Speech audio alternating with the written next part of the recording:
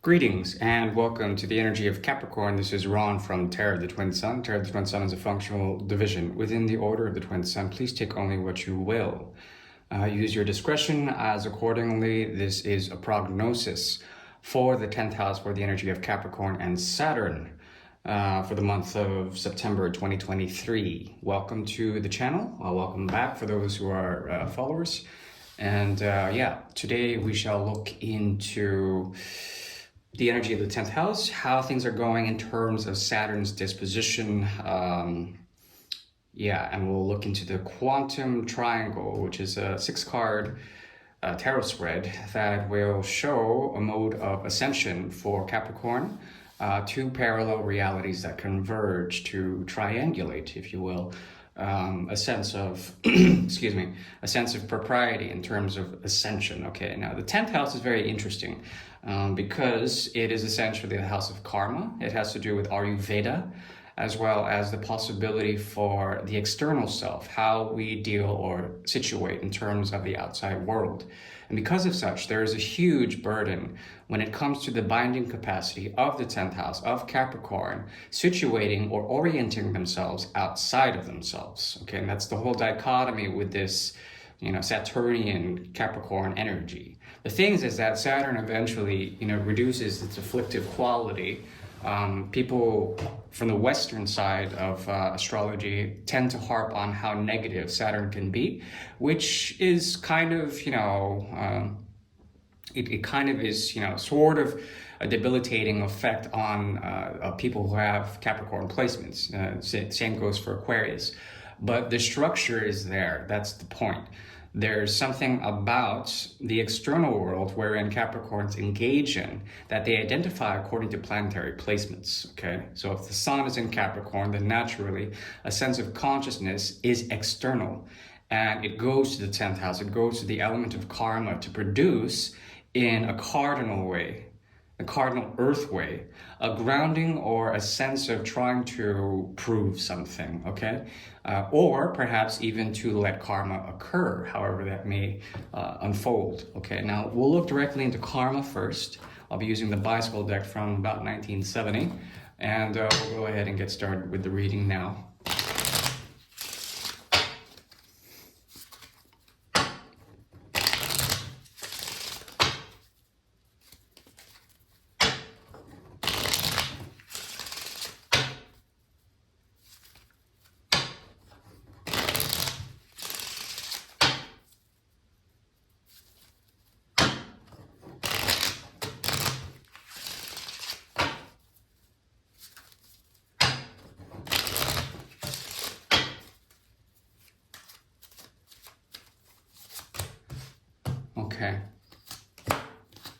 Okay, we have 2 3s and we have a 6.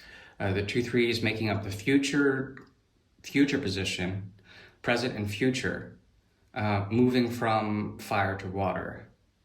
Okay, now in the continents of continuity of what happened in August, which is basically the Lionsgate and solar Leo energy, the 5th house had a strong activation. 5, 6, 7, 8, 9, 10. That's 6 houses away. There's something about work and something about a block in work, an obstacle in the way you work that has been proven. It's been a proving ground for you. You're coming from a place of a rite of passage, and this has to do with people supporting you and you working with those people in order to get somewhere. Now, the interesting thing is that from the 6 and the 3 come the 9, but in difference, it's the 3 plus, it's the 3 plus the 5, okay?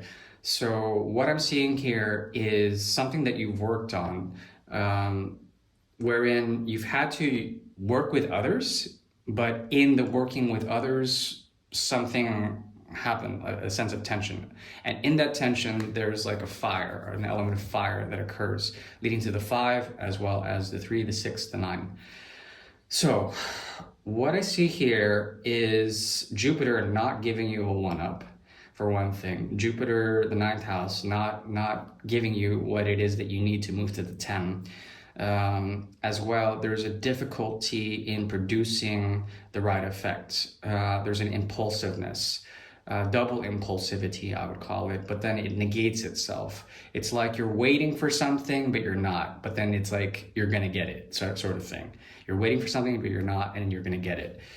This has to do with definitely the three of rods in the upright and in the reverse.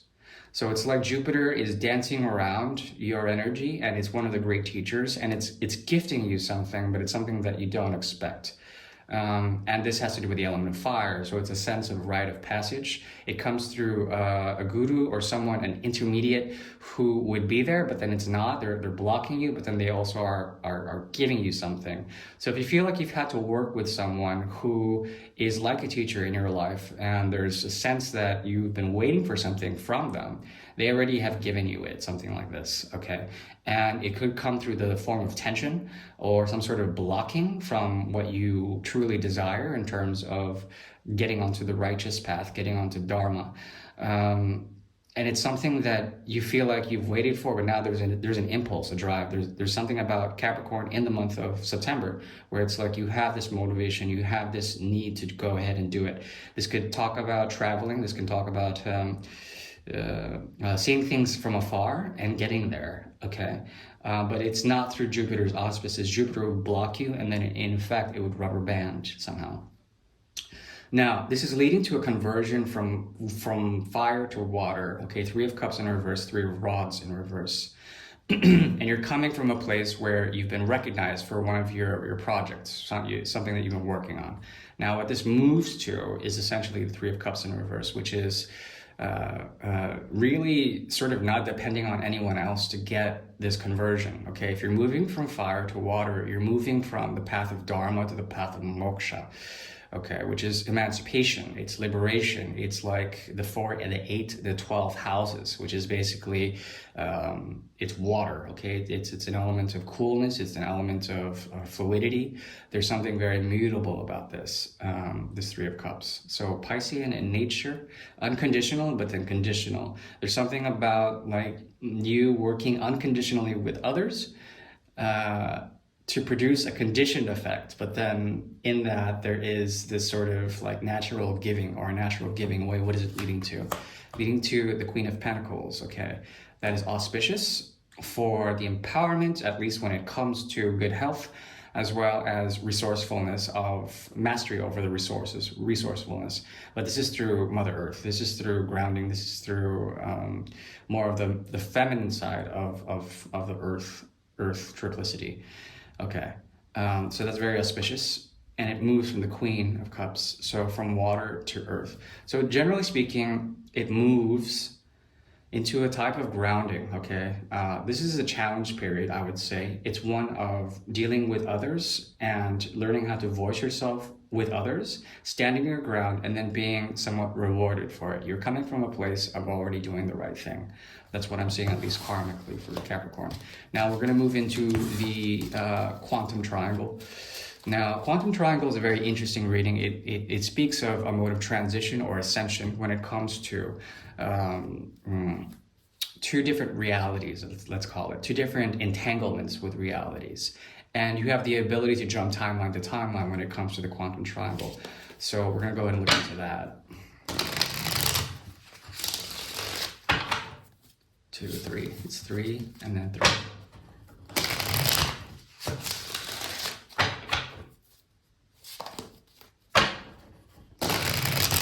3 and 6.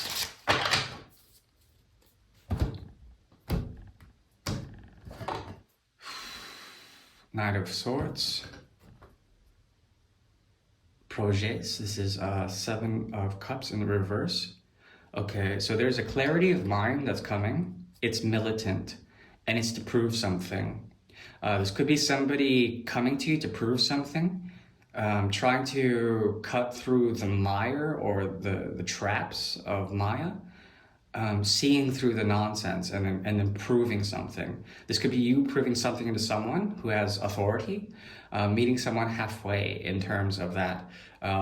It could be that you're also looking to prove something in terms of your efforts, in terms of what you've put your mind to, set your mind to cut through intense delusion, to cut through daydreaming, to get to the point. There's something about what you're writing, you're saying now, especially when it comes to communication, that will be overlooked or seen through. This person will envision you into reality, and it could work vice versa. It could be that it's you who has this, and you're sort of giving this person a rite of passage, but they have to cut through the nonsense to get to you. Let's see here. Okay, interesting. Three of Swords. We have Leo card, Strength card, La Force, and we have Union and Filet Blanc, Réussite, and Piens tendant à la fin, which is the Three of Rods, Three of Swords, Three of Cups. There's a lot of threes going on for Capricorn. Now, the mystery of three is, of course, it has to do with the esoteric science of alchemy, okay? It has to do with conversion of two into the one, or three coming into one. There also is the triangle that forms out of that. Three angles, three sides. And the mystery of three essentially is kind of a key to manifest something in terms of Gemini's energy, okay? Primarily Gemini in the Magician. It links to the infinitum, and the infinitum that is pointed to when it comes to the Magician above. Usually the Magician holds either a rod or a cup, but it's always like the sense of pointing above. With the Hierophant above and below, and then sometimes the Hierophant just above. Sometimes the Magician has above and below in certain tarot decks as well. But in this particular tarot deck, I can't remember. I think the Magician is out of the deck. Anyways, all that aside, what we have here is a quantum triangle. So the first triangle is here, 1, 2, 3, and three of Swords, the Three of Rods in reverse, and the Eight of Cups. Okay, and then we have the second triangle, which is the Strength card, Three of Cups, and Union. Okay, in reverse, which is essentially the Hierophant card, or it's also potentially the Lover's card. Okay, in reverse. Now, what I see here is in the past, once again, that three of Rods comes up again. Okay, if Three of Rods comes up twice, it means Jupiter's not in your favor. You have to watch out for teachers. You have to watch out for initiators. You have to watch out for people from overseas. Be careful, because there's something about what they do that has an effect on you, even if they don't do it outrightly. So that sort of initiation, that path of initiation, opening sort of a gateway, and then you expecting something, don't expect to get it. But the thing is that you're going to get it, and it's going to come as a type of surprise, or perhaps there's something about it where you would have to act out of impulse to get something. You would react in a way, and that would be the gift, let's say. Now, the thing is that it's compared with this Three of Cups, which is the transition from water to fire is huge. And there's a sense that Capricorn has already been there. There's something about what you've done already that was futuristic in design. And that placement gives you a sense of accomplishment, but it's also through negation of fire and water. When water emerges out of this with the Three of Cups and it negates the fire, it gives you a sense of dynamism. So you're coming from a place of activity, a lot of activity in terms of especially friends, sort of social networks, voicing certain things. And you're coming to a point also of the conversion of the three into the Ascension mode, which is the Three of Swords. Now, the interesting thing here is that when the Three of Swords and the Three of Fire, Three of Wands react, there is a result here of negation. So basically, Three of Swords indicates pain, it indicates thinking too much about a certain way of doing things, a psychological block. But then when the Strength card comes in, the element of air ascends, okay? Strength card, it indicates the axis of Leo and Aquarius. That's the 5 and the 11. And the 11 is very strong here. There's something about your path of leadership that allows you to maintain some of the thoughts or some of the things that you've been thinking about when it comes to duality, and then finding the truth in that, and then it being a painful truth. You get to use that and apply that to your past. Apply that in a way where you have been too directed towards the future. The idea here is to be in the present, and there's something about the Lion's Gate that is helping you ascend in terms of maintaining your demons, maintaining your darker side, using the elements of surprise when it comes to this, making it your force or your strength. There's something physical when it comes to, I'm talking about physical in terms of material, but also metaphysical when it comes to the psychical world, or perhaps your ability to transcend in a way that uses the mode of thinking to objectify, if you will, or to control your darker side. And this is allowing you to live both in the past and the future. It gives you a sense of force, and it gives you a sense of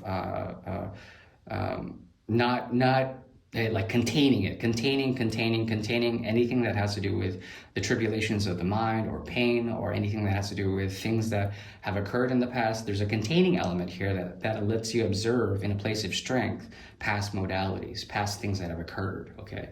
Especially when it comes to, let's see, friends that you've been waiting for, things not working out in terms of that, lovers, whatever. When it comes to that, there's something about not waiting anymore, the impulse to move forward, and then coming through the Lion's Gate, gaining strength by observing your own psychology, making that your dark side, and being objective about it. Now, moving forward, there's a sense of union here that is a connection. And it's interesting because you're going to be activating this mirror effect, I would call it, in the fixed laser-like quality of the 5th house and the 11th house. There's something about what you're doing technologically in terms of technology and communications that will allow you to meet out or seek out someone here that is tied to the 8 of Cups. Now, the 8 of Cups is interesting because it activates your 7th house, and it also is, it's tied to the energy of Cancer. Now, that has to do with the inner world. There's something about your inner world where you are protected, or perhaps it is constantly projecting into a challenge mode, okay? As this occurs, there's a sense that you connect with a lot more people than you would expect. At the same time, it's not the kind of thing that would totally bind you. So there's a place where you're meeting a challenge, you're meeting other people that are like-minded, and you're also sort of being very objective and coming into strength with your mind, control of the mind, and control over what you've been given in terms of emotional content from others. You're not going to be dumped on this month, I think. You're going to be very clear with who you connect with, especially with those who would seek out the challenge, okay? Would seek out the challenge of individuality, would do things from a place of emotional objectivity and allow you to be, essentially transcendent in some sort of way. The thing is that when you activate the 5 and the 11th houses, that's the fixed axis, and it's the fixed axis of fire and air. When this occurs, there's a possibility that you're going to need a lot of independence. There's going to be a lot of independence. You're not going to be tied to anything. In fact, you're going to be leaving certain things in the month of September. That's what I'm seeing. Okay, now, in terms of advice, look to your assets, become a master of your time. There's something about it where you can see where you've been and see how unnecessary certain things are. By retracing your steps when it comes to the 7 of Swords, there's a path of Aquarius that is hidden, the path of detachment that is hidden, that will allow you to objectify in the highest degree of intelligence and to be objective with your time, especially time as a resource, time as money, time as your friend, or your way of grounding yourself. So there is a sense that you can really become who you're intended to be in terms of independence, and it's by managing your time as well as managing this transition, this alchemy through the mystery of 3. Okay, let's see here. In the future, in September, you have to watch out. There's going to be a connection that won't bind you, but it will be challenging in terms of trying to not be influenced by past traumas or past affects, past emotions, okay? And that's what I'm seeing for the month of September 2023. I do wish you well, my dear Capricorn. Thank you. Bye-bye.